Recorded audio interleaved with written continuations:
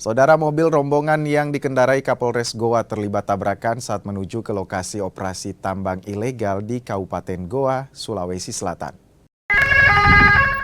Tabrakan antara mobil Kapolres Goa dan minibus ini terjadi di Jalan Poros Tanetea, Desa Bonto Sunggu, Kecamatan Bajeng, Kabupaten Goa, Sulawesi Selatan. Tabrakan membuat kedua minibus alami ringsek.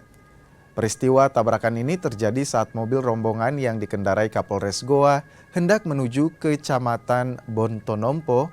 Di tengah perjalanan melaju dari arah berlawanan, kendaraan minibus lain kemudian Akbar Abdullah keluar jalur. Tabrakan pun tak terhindarkan, diduga sopir minibus yang keluar jalur akibat kelelahan dan mengantuk. Dari Takalar. Dari Takalar mau kemana? Makassar. Makassar. Nah, terus di sini kecepatan berapa Ki?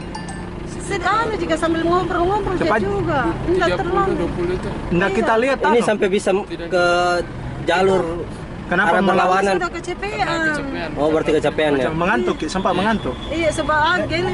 Mau tentara atau polisi apa? Iya, ke tentara. Jadi 2 orang ya Ki? 2 orang.